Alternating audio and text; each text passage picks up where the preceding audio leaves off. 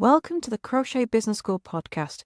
I'm your host, Kelly Thomas, and I'm going to help you to make your crochet business dreams a reality, stitch by stitch, without you being chained to your hook and being able to live that lifestyle you've been dreaming of using the power of your crochet.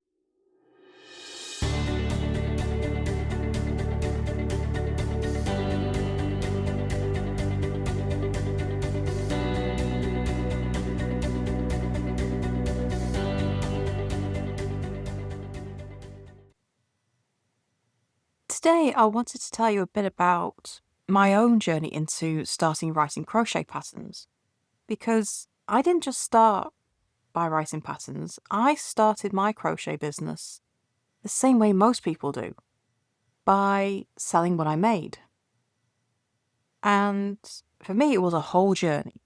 It took years before I made the leap into writing crochet patterns.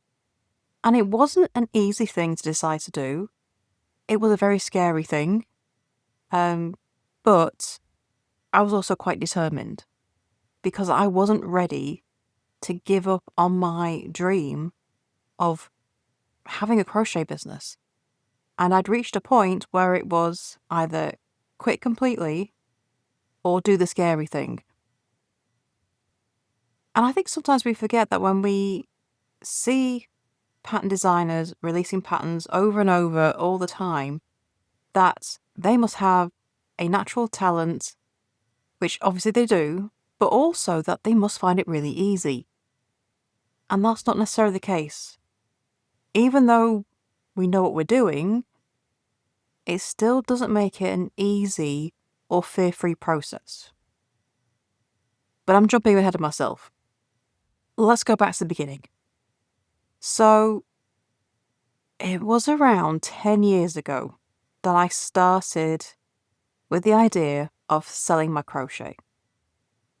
I didn't have any ideas of having a business. All I wanted to do was to make some extra cash because my little boy was about 6 months old. I was starting to go back to work, which I needed to do because, well, I didn't really have any people around me. I had no friends who had babies, so I felt like I was stuck on my own in babyland, and my brain was melting a bit from only having nursery rhymes going around my head. So I needed the adult company. So I was going back to work, which meant nurseries were involved. I had to send my son to nursery a couple of days a week. And, I mean, I know they tell you babies are expensive, but at that point it was extortionate. What I had to pay for nursery fees, even though it was only a couple of days a week, I could have rented a small flat. It was utterly insane, and so I just wanted a way to bring in some extra money to make finances easier. And because I crocheted a lot, when I could, with a 6-month-old, it made sense to see if I could make things to sell. Why not? So I knew eBay wasn't a good place to sell anything handmade, but I didn't know where I could sell. But after having a bit of a Google, I found Etsy. So I made an Etsy page, made up some cute little baskets. And if you've been on my Facebook page recently, you'll have seen a picture of these 3 little baskets. They're very colourful. And I listed them on Etsy. But I didn't know a thing about Etsy. I didn't know a thing about taking decent photos. I didn't know a thing about selling. I had never been part of any business before. I had never had to, I never worked anything like sales related before. So I didn't have a clue. So I put these baskets on Etsy, and then crickets. They did not sell. And I didn't know why. Not a clue. How do you promote things on Etsy? How do you get things found? What's the right way to price things? Do you really need to add all those photos? I didn't know. So I started Googling, and Google suggested I needed a Facebook page. And then that opened up a whole other avenue because I didn't even have a Facebook profile at that point. So I got that made up, and Google gave me tips for taking photos. Etsy itself had tips for writing good descriptions. And of course, I fell into the oh so common mistake of just keeping lowering my prices. And eventually they did sell. It took about 4 or 5 months, and they sold for a pittance, which I was really disappointed about. But then that got me into, well, how can I stop that from happening again? And one of the things that I also found was that having my own, I wasn't really a business at that point. I didn't consider it a business at that point, but having my own little kind of side hustle thing, it helped give me an identity outside of being mum, because my entire world was revolving around a 6-month-old and work, and I felt I had nothing else. But this gave me something that made me not just mum, and it became really important to me. And that's one of the reasons I kept it going and I kept learning things, because I needed something other than working and then being mum and something in between. I had to have something of my own, and it became part of my identity for a while. But it was really important to me, and I did want to learn more, and I did want to sell more, and I want this goal of, contributing more to the family finances. That need was still there. So I kept on. I kept making things, listening to sell, trying to learn how to do things better. And, eventually the sales started coming in. Eventually it all started paying off and it all came together. I mean, that age-old problem of pricing was still an issue. But I was getting regular orders. And this carries on for a few years. Until it wasn't fun anymore. My crochet started becoming a chore. It didn't feel good. It felt like I was forcing myself to crochet. I didn't want to anymore. I was avoiding posting on my Facebook page because I didn't want the orders to come in, which of course then meant I wasn't making the money. And I got to really starting to hate orders coming in because I hated making the same thing over and over. I mean, don't get me wrong. On the one hand, I was very, very grateful. I really was. But on the other, I was not enjoying it anymore. And then we got a new dog. If you've seen pictures of my dog on Facebook or on the blog, it's a husky. I didn't know anything about huskies. He was the other half's idea. And I had no idea how much fur they shed. I was not prepared. I mean, I've had dogs before, but not like this. And the amount of fur that he shed, it just meant selling my crochet wasn't viable anymore because I couldn't keep the fur away. It got everywhere. It still gets everywhere. You take it out the house with you and it collects in other people's houses. It's insane. And so I still wanted to make money for my business. I still wanted my business to exist. But selling what I made, getting the husky was the final nail in the coffin, really. So it's like, well, I've got to change or I've got to quit. What's it going to be? But what I'd always done was, if I was making something to sell, I tended to create my own patterns so I had something unique, which meant I had a load of designs waiting. All I had to do was get them written up properly and I could sell the designs I already had. So I started doing that. Now, in theory, writing a crochet pattern is very simple. You simply write down the instructions that you would want to have if you were reading a crochet pattern to make. You write everything down that you do. It's like most things. In theory, it's really easy. In practice, Well, it takes practice. And you've got to learn the process. Now, my first patterns sold really well. And thankfully, I discovered how to get tested pretty quickly. But the fear came in. And that fear has never actually left me. I still fear the process. I don't actually fear releasing the pattern itself. I fear the testing process. Because the testing, your testers find all the things you missed. And part of you feels guilty that you missed it.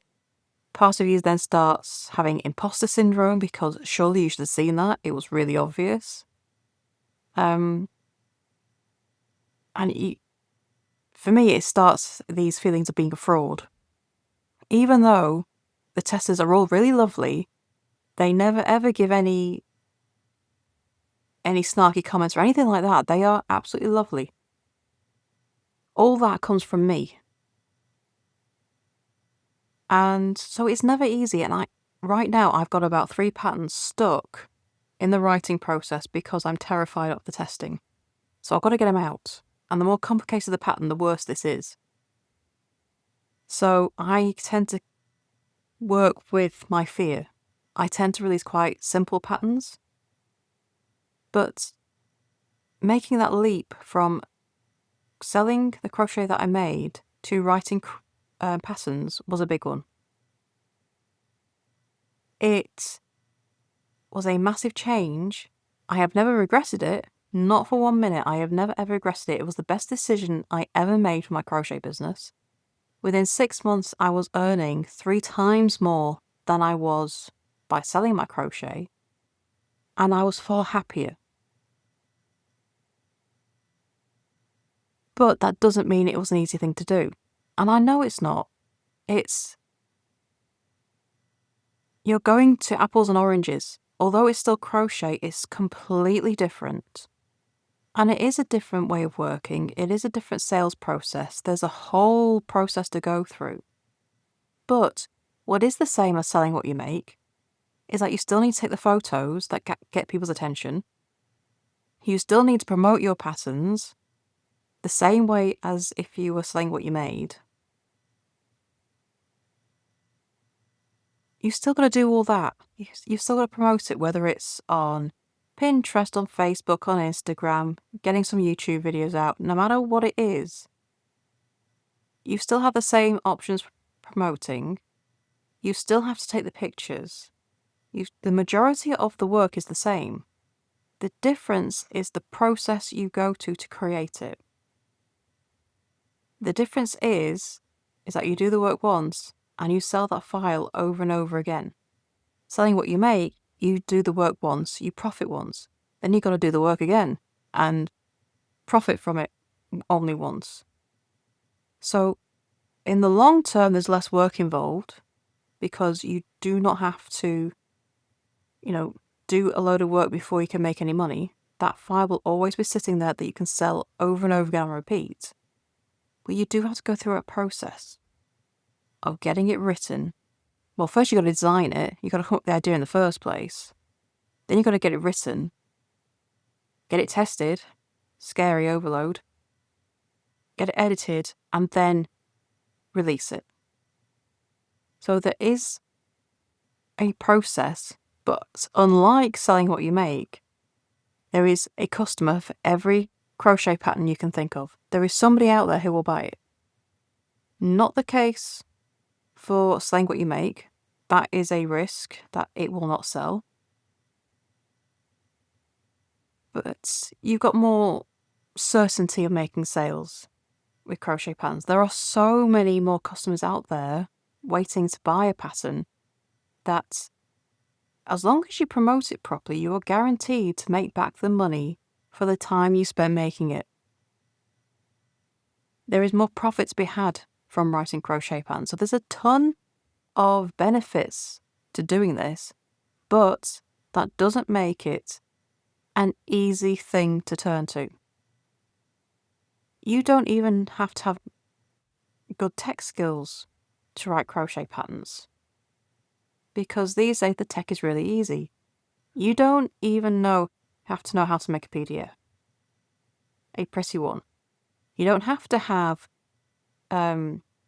incredible fonts. You don't have to have something that looks like it's professionally made. You can take a Google Doc, simply save as a PDF, and that's it, you're done. As long as it has the information that your customers need to create that pattern, jobs are good 'un. And it's the fear, I think, that stops people from writing crochet patterns. But that fear does not need to stop you.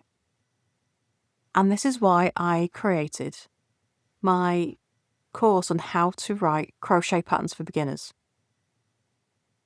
Because I'm going to take you through everything that I wish I'd knew at the start.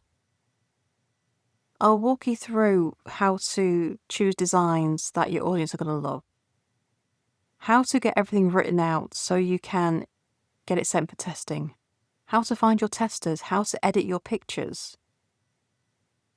how to go through the testing process, how you know you got it written out properly, the whole shebang. And it's done in 4 easy steps that you can just follow along to. It's not meant to be overwhelming. It's not meant to take you forever to go through. You can go through the entire course in less than 2 hours. And you got templates in there, you got checklists in there, all to help you out to make sure you got everything you need to get your first crochet pattern written and ready for publishing. And it's as simple as that. So if you want to get started writing your own crochet patterns, but you're afraid of how you're going to do it, and you're afraid of the process and think that you can't, then take a look at my course. You can find out more about it at crochetbusinessschool.com/patterns, and you get instant access to everything in that course. So if you have any questions, you can message me at hello@crochetbusinessschool.com, and I'll answer any questions you have. But otherwise, if you're ready to stop selling what you make, you're ready to start making more profits from your time and stop being, tied to your hook and feeling like your crochet is a chore, then crochet patterns could be for you. So I hope to see you in the course soon. And it is the best decision you can make because it really does make life so much easier, and it gives you back the love for your crochet that you feared you'd lost. Thank you for joining me for this episode of the Crochet Business School podcast. Stay tuned for more episodes, and please subscribe to wherever you listen to your podcast. You can also follow us on Facebook and Instagram at Crochet Business School. Subscribe to the channels because I would love to hear from you and what you're up to in your own crochet business. If you have any questions about creating and growing your own crochet business, please send them my way, and I'll answer them in future episodes. So thank you for joining me, and I shall see you in the next episode. Bye for now.